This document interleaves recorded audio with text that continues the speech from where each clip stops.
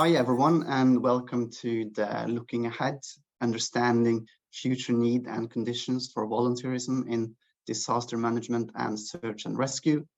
That is quite a mouthful, but I hope you will find it interesting regardless. So what we will do in this session is to take you through a collaborative research project that the Norwegian Red Cross and the Norwegian Institute of Social Research have done together over the last couple of years.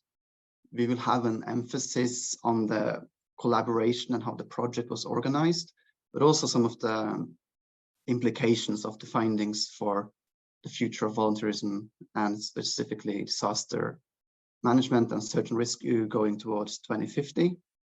So I really hope it will be useful for you and relevant, and there might be something that you can use in the future. So my name is Andreas Karmhus. I'm an analyst at the Norwegian Red Cross, and I've been quite extensively involved in this project. And with me today, I have Vibeke Wøien Hansen. Vibeke, maybe you can introduce yourself. Sure. Thank you, Andreas. So my name is Vibeke, and I work at the Institute for Social Research as a researcher. And I do various types of research, but I do a lot of research on voluntary organizations and the civil society in Norway, but we also do some comparative research. I'm looking forward to this session today. Thank you. So before we start, I have some more formal information from the conference organizers. Throughout, please keep your microphone muted. You can keep your video on if you want. We will use Mentimeter to make this more interactive. You can put your questions in the chat box throughout, and we will address them at the end or during the presentations if we can respond to them quickly. The sessions will be recorded. Please bear that in mind, and please do not take pictures of other people while they are on your screen. And yeah, the slides will be shared after the session, so you don't need to take that many notes. I think that's it for that. So now my colleague Nick, who's doing the technical stuff here, will share his screen, and we'll do some Mentimeter questions to get a feel of the audience.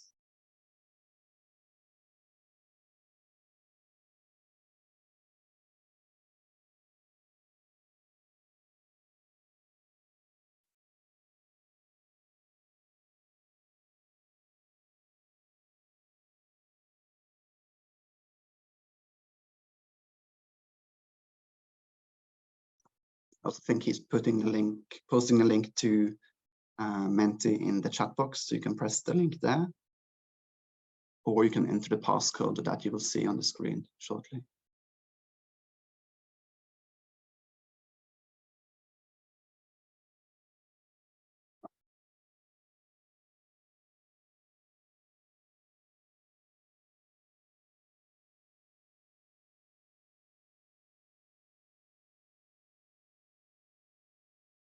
Okay, so we have people from all over the place: France, Tunisia, Wøien, Ireland, the Netherlands, Canada, and Norway.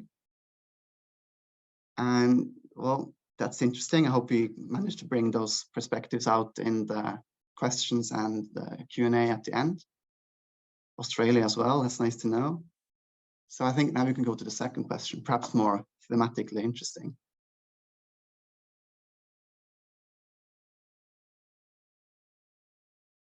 So what will have the most significant impact on disaster risk in your country in the next 30 years?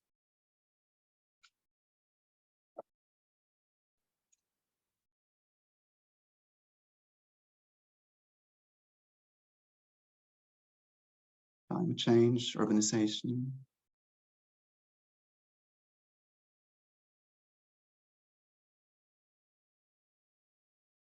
Well, probably no surprises there.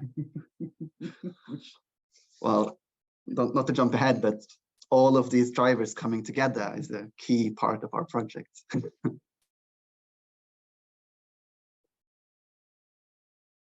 Well, it's clear where it's sort of trending. So I guess we can leave it at that. I'll try to share my screen again.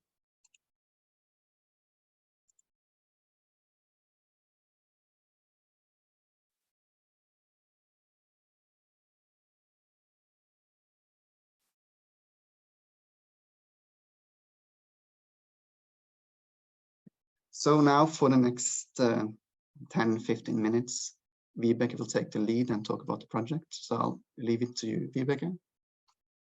Thanks. Yes. So if we start with the first slide of the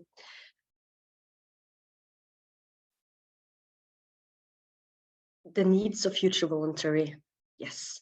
But before I start, I thought I should just give you some keywords about the organization of voluntary emergency response in Norway, because I think that's a key to understanding how this project come about and why it is important, not only for the Norwegian Red Cross, but also for the Norwegian society and emergency response, the Norwegian emergency response system, if we could call it that.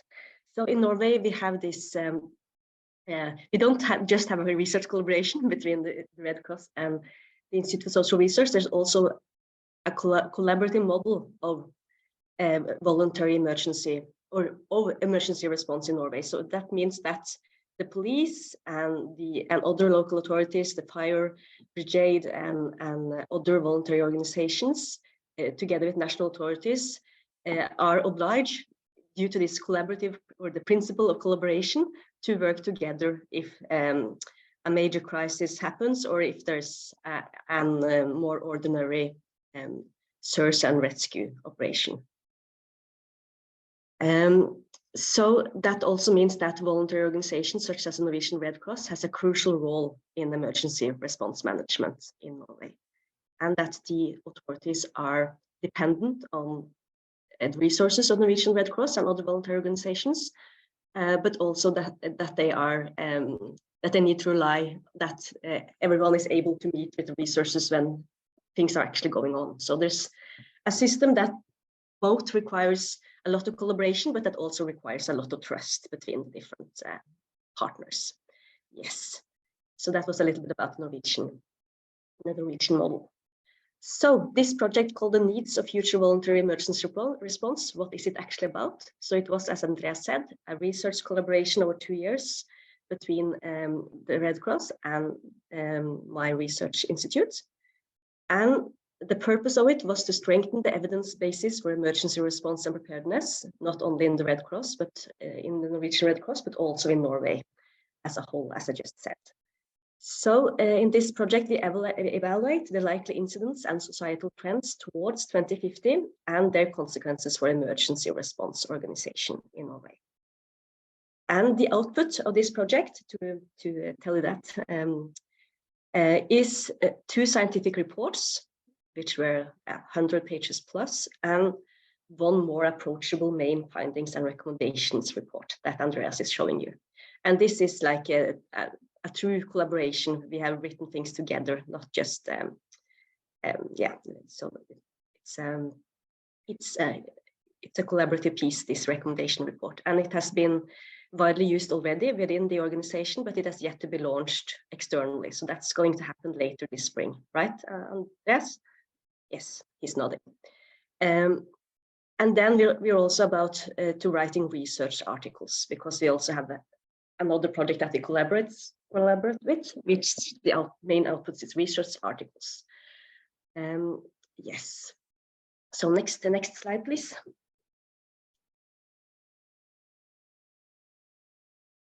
So the research design of this project, it was a mixed methods design. So first of all, we tried to gather all available data, register data on incidents in Norway, search and rescue incidents, but also crises like terrorism and climate events and so forth. And then we also used the crisis scenarios developed by the Norwegian Directorate for Civil Protection and used that as a point of departure. We had projections that we created on basis of all these different types of data, and we also did foresight analysis. And then furthermore, we also used a combination of qualitative and quantitative data that we collected by ourselves. So we had a survey to all volunteers within the Norwegian Red Cross. And this was also a true collaboration between the Red Cross and my research institute. And it did not only, this collaboration did not only cover the ones that were actually a part of the project, because our module about, or the questions that was about our project was a part of this general survey that the Red Cross was going to send anyway to their volunteers. So that meant that we collaborated with the organization, not also other people that created the survey for the Red Cross in the first place, the consultants and so forth. So to create a survey that reached all volunteers during the autumn of 2021. And then we also had a survey to local leaders both branch presidents and also the leaders of the SAR SAR units. And we did group interviews on Norwegian Red Cross stakeholders.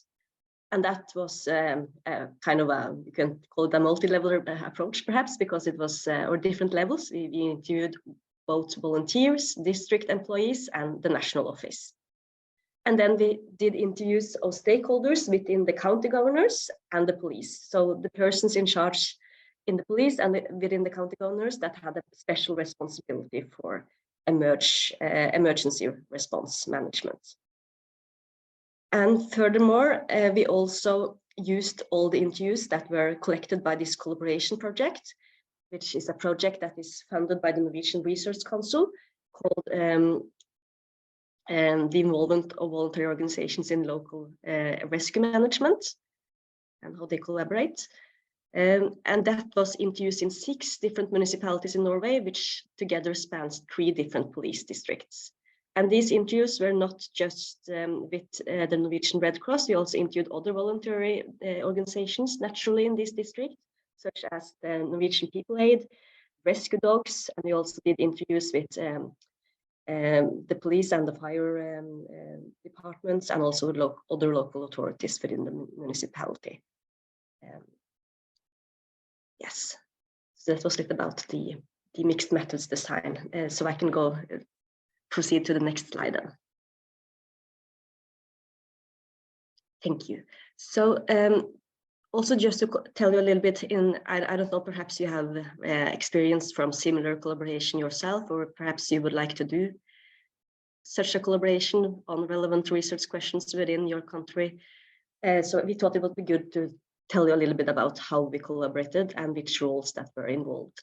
So at my research institute, it was me that was an assigned project manager. And then I also had a team of researchers, both that were assigned for this project in particular, but we also collaborate with this other NRC, the Research Council funded project. And I don't know, Andreas, would you like to go through the Red Cross details, or should I? No, I'll jump in quickly and go through it. Yeah. The Norwegian Red Cross is a quite big and complex organization, and many different groups of stakeholders. So, and it was important to bring them in sufficiently throughout the project. So we organized us with a cross-departmental reference group, where a lot of different units from the national office were represented, that being search and rescue, preparedness, analysis, policy, and naturally programs. We also had orientations and consultations with national level governance bodies revolving around care, search and rescue, and youth. And the practical follow-up of the project from our side was done by my colleague Catherine, who's an analyst, or me throughout the year. And we had sort of, as need be, day-to-day contact with Vibeke and ISF when it was necessary. And I found that it worked very well, and primarily because we had allocated enough time to follow up in a timely manner, so the researchers wouldn't have to wait for us to get data together or organize things so often. Yeah, so that's it, I think. But it was very important to anchor this thoroughly within the organization if you want to make operational changes or base our advocacy on this in the future. So back to you, Vibeke. Thanks. So yes, and also from a research point of view, it was very good for us, because we also got like a real life opinions, or what we should call it, from the research design. So are these questions actually making sense for the volunteers? And also with regards to those people that we actually interviewed, we got help with finding the right people, and also got comments throughout on these different outputs, which is really useful. It was a true collaboration. Yes, and then I think we can go to talk a little bit more about the different sub-reports and the key research questions. So we had 3 key research questions in this project. The first one was the baseline situation. How is things today? How is the current situation with regards to preparedness and response capacity in voluntary emergency response in Norway? And the second one was, how can we better prepare for the future given the challenges identified today? And third, looking ahead, how can societal trends affect local and national emergency response in the future? So then we can talk a little bit more about the different sub-reports, I think, the next slide. So with these 3 key questions as a point of departure, we tried in the first sub-report to do analysis of the risk for serious incidents and crises. So in this report, we especially investigate the probability for and the extent of emergency response in the future in Norway. And we do so by combining register data on emergency response on the actual incidents in a longer time period from 2010 to 2021. And we use this type of data together with projections of crisis scenarios from this Norwegian Directorate for Civil Protection, and also projections on population growth and projections on climate change. And we use that material to try to also do some projections on the regularity of the need for emergency response in the future in different types of events, for instance, like avalanche or other type of events. And we also discuss in this report how societal trends and development affect the extent of local emergency response and preparedness, as well as the future of voluntary actors in local emergency response and rescue work. So we had a lot of numbers in this report, but we also tried to anchor it in a more discussion of what would actually be the role of volunteers in the different types of scenarios. Yes, and with regard to sub-report 2, the second one, that's where we combined the interview and survey data. And that was about the today and future preparedness and response capacity. And here we especially look at how the trends in demand, which we uncovered and detected from the sub-report, from the first sub-report, affect the supply side in terms of preparedness and response capacity in Norway. And as I just said, we do this by combining cross-sectional interview and survey data with strategic foresight and existing literature in the field. So we also, at the end of this report, we also do this foresight analysis, where we look at different type of forces that can be combined in different ways, and see how that would structure the society and what challenges that means for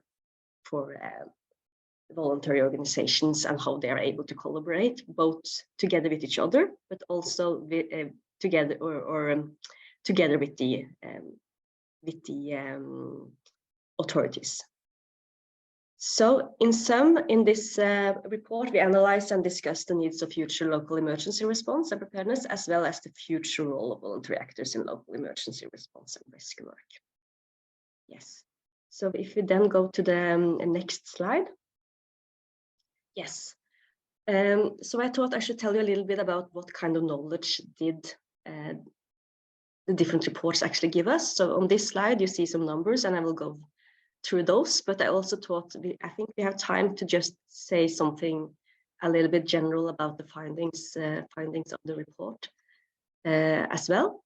So what we find is that, for instance, the Norwegian Red Cross participates in twice as many search and rescue operations today as they did in 2010.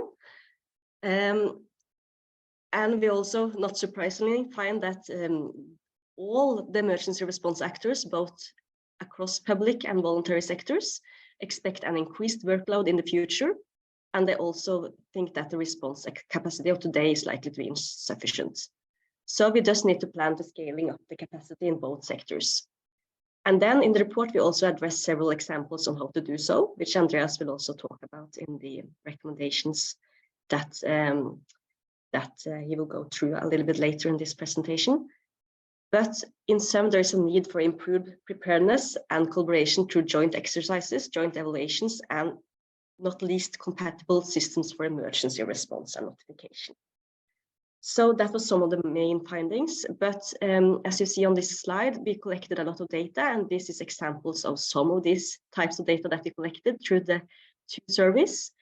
To the left, you can see some numbers that the left graph is about collaboration. So it says something about how many of the local branches that have actually collaborated with the different actors within the Norwegian emergency response regime within the last year. And then they find that 96% of the local branches of the Norwegian Red Cross has actually collaborated with the municipality.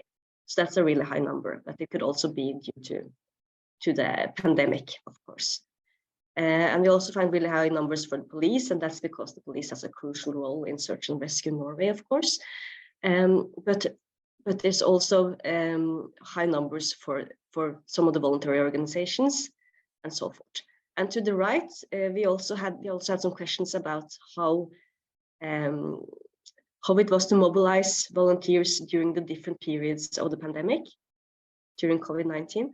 And the main finding there was that it was surprisingly stable. So we don't find any form of mobilization fatigue when we ask the branch leaders, at least. And this is positive because it was, as you know, this crisis, the COVID-19 crisis, lasted for a long, long time. And at the bottom, you see a graph that is measuring the level of trust, the level of motivation that the volunteers within the search and rescue force in the Norwegian Red Cross reports to have. And here you see that the majority is really committed and really motivated for doing search and rescue work. 45% says that they are on the maximum of the scale, which is from 0 to 10. Yes, thank you. So that was what I was going to say. So I think, Andreas, you have the next slide, right? Thank you, Vibeke. That was great. So now I will talk a bit about this final report. It will be launched externally quite soon. It's not yet translated into English, but it will be. And if you have any questions about it, feel free to reach out to us after the presentation, and we can share any information with you. So now I'll firstly talk a bit about what in this report, we try to summarize the findings and the trends that we see in the first two reports and make it more accessible to non-academic audiences, and to make a product that can be used for the Norwegian Red Cross to plan its operations, how to need to adjust our organization for the future, and also to make a product that can be used for advocacy and for communicating with the government and other preparedness organizations. So in the beginning of the report, we try to summarize the different drivers that will affect society towards 2050. And there are like the top ones. And firstly, we have a demographic change. The Norwegian population is, relatively speaking, getting older. We'll have a larger share of elderly people in the years to come. And we also have, that is combined with more urbanization. The Norwegian population will grow by 11% by 2050, but still the population of half of all municipalities will decrease.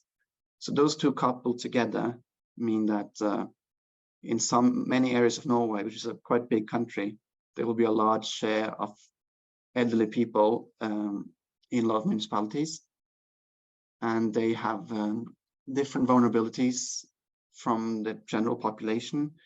For example, they are more vulnerable to heat waves. They can be vulnerable during floodings and such. So these are all very important factors to take into account here.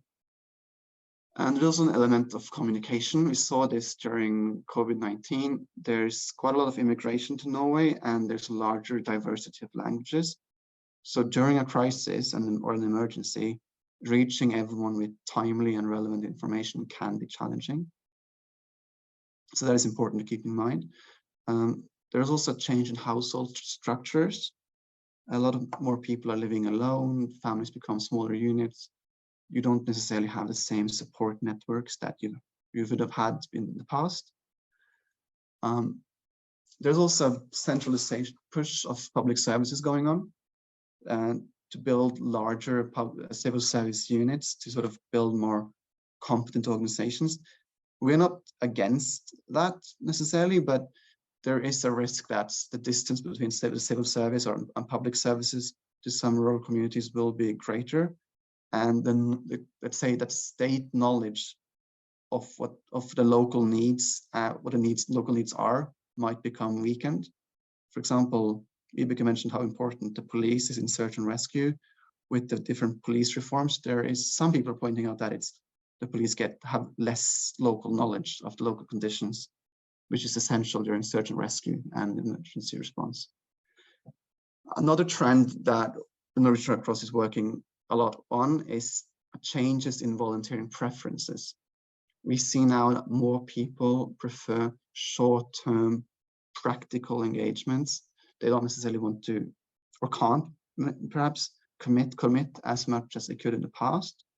And that is kind of different from the Norwegian Red Cross model up until now, where we have a lot of focus on competencies, training courses that are volunteers would be the most professional volunteers available. And we want to maintain that professionalism, but we also have to face that the population want to volunteer in different manners in the future. So those are some key drivers going into this. And in conclusion, that this is a society in change, and both preparedness needs and preparedness capacity will need to change as well. But what does this mean for the Norwegian Red Cross? So there's an agreement in the report that the Norwegian cooperative model for emergency preparedness, where the different actors come together and the volunteer preparedness organizations play an active role, is working quite well. And volunteers at the moment play a very important role locally. But there are some quite specific challenges going towards 2050. And due to climate change and these societal changes I mentioned, there will be a significant increase in unwanted incidents. And more of these incidents will disproportionately affect vulnerable groups, such as the elderly or other groups. And given the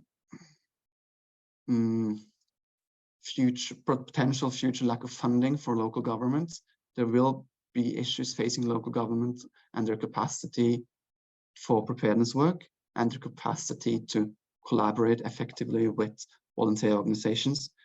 These are challenges that we already see today, and we saw during COVID-19 that the collaboration between the Red Cross and the police works well, but it's more complicated when it comes to the local municipalities.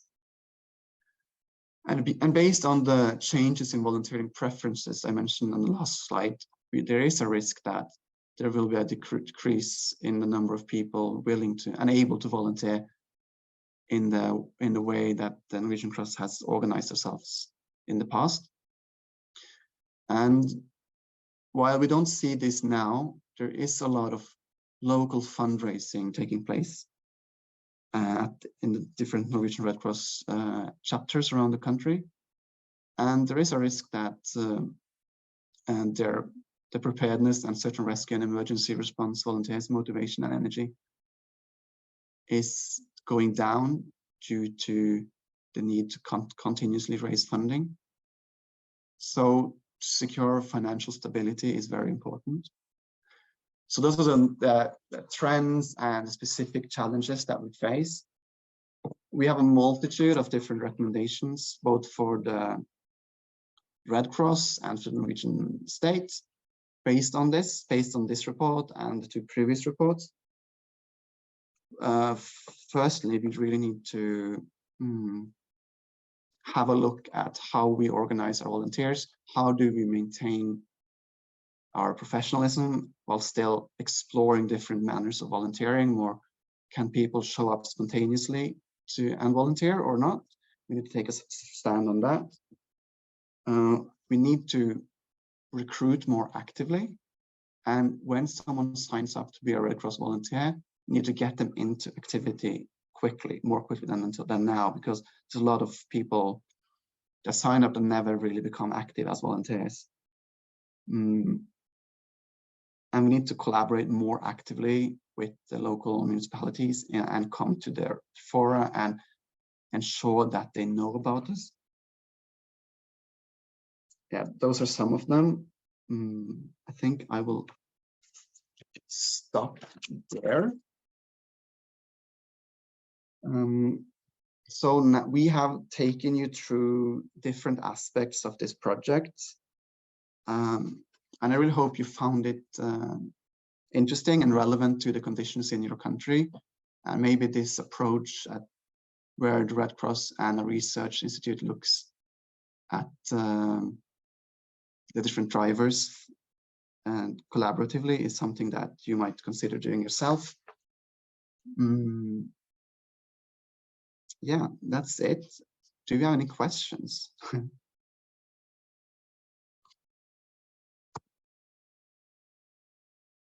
We got someone is calling out the design and say that they like the design of the cover. Yeah, so if you have any questions, please raise your hand or put it in the chat box or unmute.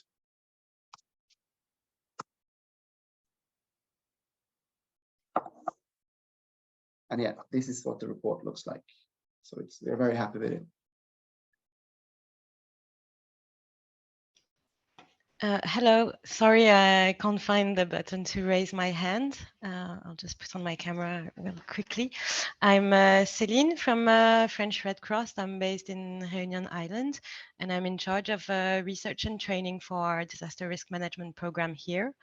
I was just wondering, and sorry if you already explained it and I missed it, but once the report has been finalized and published and shared, is there some activities that you are that are ongoing between the researchers and the operational team at the Norwegian Red Cross to sort of apply changes in the organization or activities with volunteers? I'm just wondering, it's big questions that we have here for the French Red Cross on how to do research, how to obtain or to collaborate in an operational way, and what to do after the research project is over. A very good question.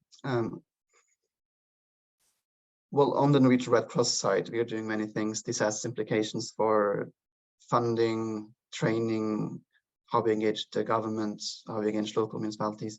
So that is ongoing work that will be entered into our new program for the next 3 years that we're outlining now. And Vibeke being here in this room is part of this continued collaboration after the project sort of ends.